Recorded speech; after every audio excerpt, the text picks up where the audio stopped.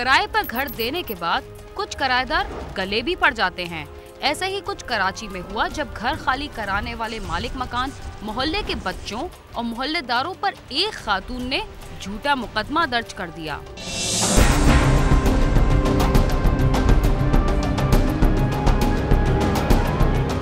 बच्चों में घिरी ये बुजुर्ग खातून मलिर सी एरिया शीशा गली की बुआ अम्मा हैं। ये बच्चे ना तो इनसे कहानी सुन रहे हैं और ना ही इनकी जिंदगी की दास्तान, बल्कि 80 साल की इस बूढ़ी खातून और छोटे छोटे बच्चों के खिलाफ उनके मोहल्ले की खातून ने डकैती, मारपीट और नाजायज असलाहा रखने का मुकदमा दर्ज करा दिया है। सऊदाबाद पुलिस ने गुज़िश्ता माह की 12 तारीख को इनके खिलाफ शगुफ्ता नामी खातून की मुद्दईयत ने मुकदमा दर्ज किया था। मुकदमे में नामजद मुख्तार अली के मुताबिक इसने 8 माह कबल अपने घर का बालाई हिस्सा शगुफ्ता नामी खातून को किराए पर दिया था और कुछ अरसे बाद शगुफ्ता के घर में अनजान लोगों का आना जाना शुरू हो गया, जिस पर मोहल्ले के लोगों ने इन पर एतराज़ शुरू कर दिया। अहले मोहल्ला के एतराज़ के बाद इसने शगुफ्ता को मकान खाली करने का कहा तो मकान खाली करने के बजाय शगुफ्ता ने उन्हें धमकियां देना शुरू कर दी और मकान खाली करने के एवज इनसे 1 लाख रुपए की डिमांड भी की। इससे मालिक मकान ने घर खाली करवाने को बोला तो इसने उसके संग मारपीट करी और उससे डिमांड करी कि मुझे पैसे दो, पैसे देगी तो मैं लिख लूँगी, जब भी सोचूंगी कि मैंने निकलना है या नहीं निकलना। फिर छोटे छोटे बच्चे, कोई 4 साल का है, कोई 6 साल का है, कोई 8 साल का है, कोई 9 साल का है, उनके सबके नाम लिखा दिया एफआईआर में। मेरा भी नाम लिखा दिया एफआईआर में कि चरपाई पे बैठी रहती है बुढ़िया। खुदा का वास्ता, रसूल का वास्ता, हमारी जान बचाई जाए बेटा, जिसका किरदार बिल्कुल सही नहीं है। मोहल्लेदारों का एतराज़ बढ़ने पर जब एक बार फिर मुख्तार अली ने शगुफ्ता को मकान खाली करने का कहा तो इसने लड़ाई झगड़ा शुरू कर दिया, जो तसस्सुल इख्तियार कर गया और इसी दौरान उन्हें पता चला कि शगुफ्ता ने इनके खिलाफ सऊदाबाद थाने में डकैती, मारपीट, धमकियां देने और नाजायज असलहा रखने का मुकदमा दर्ज करा दिया है। तो मैंने इसको कहा जी आप मकान खाली करें। इसने क्या, मैं नहीं करती मकान खाली, आपसे जो किया जाए कर लें। फिर इसने हमको धमकी दी। इसके बाद जो बंदे आए थे उन्होंने भी हमें डराया, धमकाया, हमको भी डराया। फिर इसके बाद इसने कहा जी आप 1 लाख रुपया दोगे तो मैं मकान खाली करूँगी, नहीं तो नहीं करूँगी। फिर थोड़ी सी इस बात में हमारी इसकी तलक कलामी हुई। इसने हमारी एफआईआर कटवा दी, जिसमें 4 साल का मेरा बेटा छोटा जो मासूम है बिल्कुल, उसके खिलाफ इसने एफआईआर कटाई थी कि ये मेरे डकैती मारी है और इसने ये करा, मेरे कपड़े फाड़ दिए, मेरी इज्जत पे हमला करा। इस एफआईआर में शगुफ्ता ने मुख्तार अली और इसकी अहलिया, 4 साल बच्चे हसनैन उर्फ मुन्ना और हसीब को तो नामजद किया ही था, साथ साथ इसने मोहल्ले के 11 बच्चों जिनकी उम्रें 10 साल से भी कम थी और मोहल्ले की दीगर खवातीन को भी नामजद करा दिया। मुकदमे में नामजद बच्चों को तो ये भी नहीं पता कि थाना क्या होता है। अपने हाल में मस्त इन बच्चों का कहना था कि उन्हें तो पता भी नहीं था कि इनके खिलाफ किसी ने मुकदमा दर्ज करा रखा है। हमें इसने हमारे खिलाफ मुकदमा दर्ज करा है। मेरा भाई है 4 साल का, इसके खिलाफ भी मुकदमा दर्ज करा है। मेरे दोस्त हैं 5 साल के, 10 साल के, इनके खिलाफ भी करा है। हम लोग गली में खेले थे, हमें तो पता ही नहीं था और ना पुलिस आई और उन्होंने बोला हम दोनों के नाम पे मुकदमा दर्ज हुआ। उन्होंने एक बच्चे को ना उनका बेटा मारा था और उन्होंने पुलिस बुला ली। इसी मुकदमे में नामजद मुख्तार अली के बड़े बेटे हसीब का कहना है कि इनके खिलाफ मुकदमा ख़त्म करके इनका मकान खाली कराया जाए। इसने कहा मैंने एफआईआर कटवा दी है तुम्हारी, अब तुम जाओ थाने में सड़ते रहो और जेलों में करो, कुछ भी कोर्ट कचहरी करो। अब किसी का बाप भी नहीं खाली करा सकता, अब मैं यहीं रहूँगी, कोई कुछ नहीं कर सकता मेरा। तो मुझे ये चाहिए कि मुझे इंसाफ चाहिए, इससे मेरे को अदालत इंसाफ दे। ये एफआईआर है मेरे नाम की, मेरे छोटे बच्चों के नाम की, जो हमारी औरतों ने आज तक कोर्ट कचहरी नहीं देखी, पुलिस के नाम से भी डरती हैं। वो बेचारी थानों में, कोर्ट कचहरियों में गई हैं, जो घरेलू औरतें हैं। चाहते यही कि इंसाफ मिले, मगर ये कि थाने वालों ने भी इतना वो नहीं किया, सबने एफआईआर वगैरह काट दी, देखा भी नहीं, ना मालूमात की।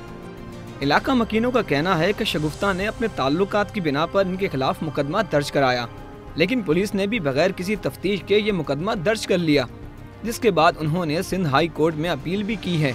उन्होंने आला हुक्काम से अपने तहफ़्फ़ुज़ और दर्ज कराए गए झूठे मुकदमे को ख़त्म करने का मुतालबा भी किया। शहर में दर्ज होने वाले सैकड़ों मुकदमात की तरह इस मुकदमे में भी पुलिस की जानिबदारी अया है, जो कानूनी मसाइल की बुनियादी वजह है। कैमरामैन एरिक परेरा के साथ सालिक शाह, समा, कराची।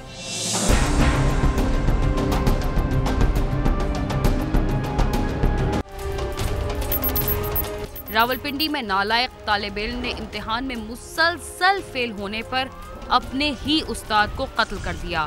फायरिंग के बाद मुलजिम ने फरार होने की कोशिश की, जिसे काबू करके पुलिस के हवाले कर दिया गया।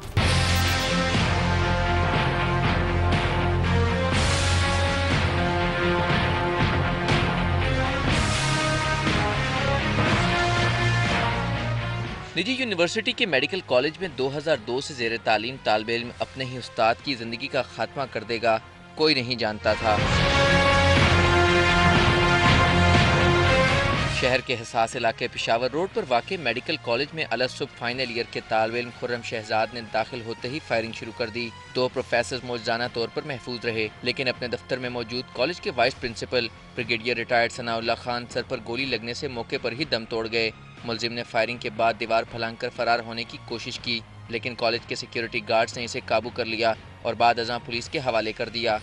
सर रियाज भट्टी हमारे HOD हैं कम्युनिटी मेडिसिन के, उनके ऊपर फर्स्ट उसने फायर किया है और फिर वो भाग के वाइस प्रिंसिपल ऑफिस गया, वहाँ उनके ऊपर उसने डेथ शूट किया है, डेथ फायर किया है और उनको मौके से मार दिया। अच्छा, उसके बाद उसने भागने की कोशिश की, हमारे सिक्योरिटी वालों ने उन्हें पकड़ लिया। कैसे भागने की कोशिश की? सर भागा है, यहाँ से गाड़ी उसकी बाहर खड़ी थी, इस गेट की तरफ भागा है, सेंट्रल गेट जो है, तो उस गेट के ऊपर जो है ना उनको पकड़ लिया उन्होंने, जो है ना सिक्योरिटी वालों ने पकड़ के पुलिस के हवाले कर दिया उसको। ब्रिगेडियर रिटायर्ड सनाउल्लाह खान इदारे के बानी असातिज़ा में से एक थे और 1995 से मेडिकल की तालीम दे रहे थे। सैकड़ों बच्चों की तरबियत करने वाले सनाउल्लाह खान इस बात से बेखबर थे कि उनका शागिर्द ही उनकी ज़िंदगी का खात्मा करेगा।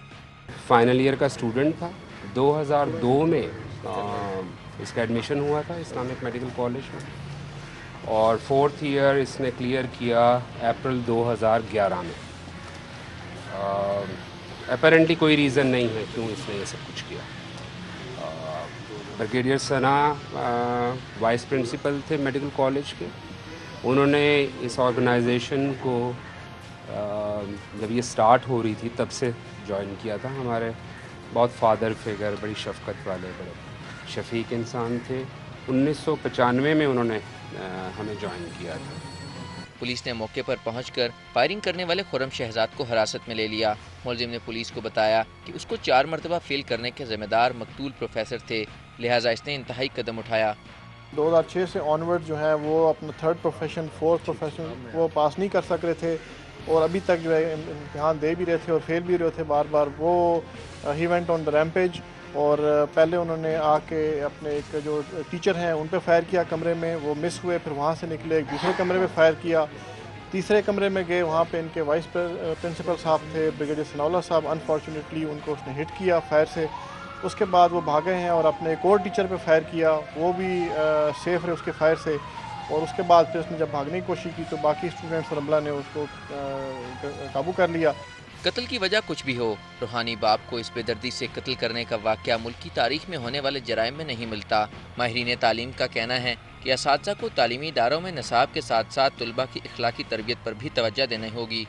हमें इतने बड़े मतलब हायर स्टडीज़ की तरफ जाते हुए स्टूडेंट्स के एप्टीट्यूड को बहुत जहन में रखना चाहिए और उनका एप्टीट्यूड टेस्ट भी होना चाहिए ताकि उनकी जहनी सतह को एक रिक्वायर्ड जो मायार है उस तक रखा जा सके। वो ऐसी स्टेट ऑफ माइंड में चला गया कि जहां उसको इसके अलावा कोई रास्ता नहीं नज़र आया। समाजी माहिरीन का कहना है तुलबा में असलहे तक आसान रसाई का बढ़ता हुआ रुझान माशरों की तबाही का सबब बनता है। कौम के मेहमारों और वालिदैन को इस खतरनाक रुझान के सदेबाब के लिए इकदाम करना होंगे। कैमरा टीम के साथ आमिर सईद अब्बासी, समा, रावलपिंडी।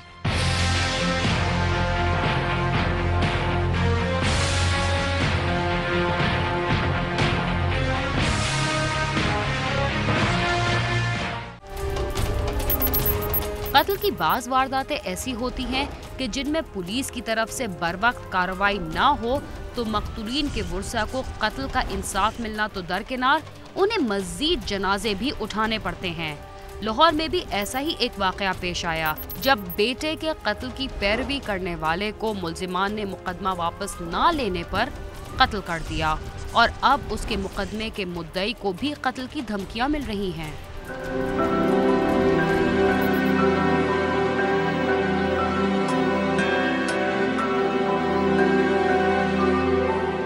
ग्रीन टाउन के रहायशी मोहम्मद बाबर के 2 बच्चे हैं। वो इलाके में हेयर कटिंग की दुकान चलाता था। 10 जून को इलाके के रहायशी गुलाम मुस्तफा उर्फ मन्ना डकैत ने मोहम्मद बाबर से शेव कराई और उसे शेव के 20 रुपए देने से इनकार कर दिया। तलख कलामी के बाद दोनों में हाथापाई हो गई तो मोहल्लेदारों ने सुलह करवा दी, मगर उसी रात मन्ना डकैत ने अपने साथियों के साथ मिलकर फायरिंग करके बाबर को कत्ल कर दिया। मुकदमे की पैरवी मकतूल का बाप मोहम्मद आलमगीर कर रहा था। मुलजमों ने उस पर मुकदमा वापस लेने और सुलह के लिए दबाव डाला और ना मानने पर उसे कत्ल की धमकियां दी और मकतूल बाबर की रस्म चहलम के चंद रोज बाद ही मुलजमों ने मोहम्मद आलमगीर को गली में फायरिंग करके कत्ल कर डाला, जबकि फायरिंग की जद में आकर उसका भतीजा मोहम्मद आमिर भी जख्मी हो गया।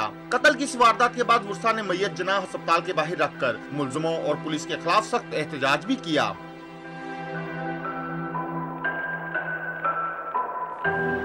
हम कब्रिस्तान से वापसी आते हुए 2 मोटरसाइकिलों पे 2 नामालूम अफराद थे। एक मोटरसाइकिल पे मुन्ना और उसका बाप थे। तो मुन्ने ने और उसके बाप ने हमारी बाइक रोकी है। रोक के उसने चाचू को कहा है कि तुम ये केस की पैरवी ख़त्म करोगे कि नहीं। चाचू ने कहा कि जी मैंने नहीं, तलाक कलामी हुई है। तो मुन्ने के बाप ने मोहम्मद अशरफ ने उसने कहा कि इसको जो है ना पैरवी का इसका मुद्दई का मौजा चखा दो इसको। इतनी देर में मुन्ने ने अपने पिस्टल से फायर मारे हैं चाचू को जो फायर लगे हैं एक कमर में लगा है और एक मुंह पर लगा।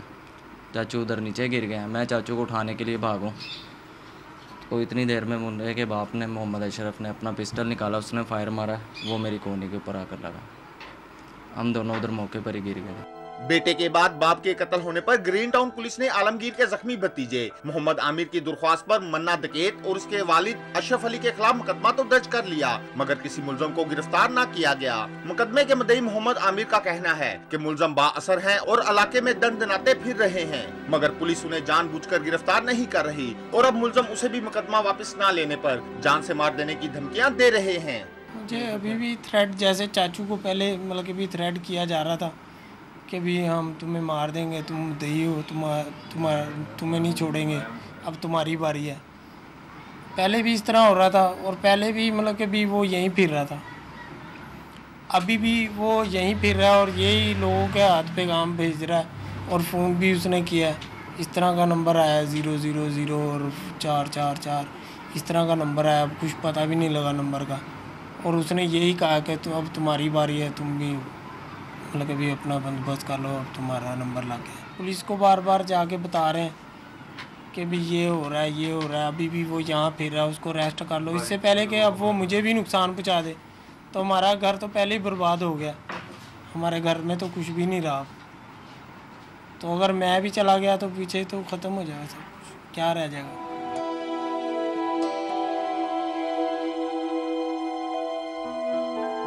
मुतासरा खानदान ने चीफ जस्टिस ऑफ पाकिस्तान और वजीर आला पंजाब से मुतालबा किया है कि उन्हें तहफ़्फ़ुज़ फराहम किया जाए और मुलज़मों को गिरफ्तार करके कैफ़रे किरदार तक पहुँचाया जाए। कैमरामैन इम्तियाज अहमद के साथ आमिर शहजाद, समा, लाहौर।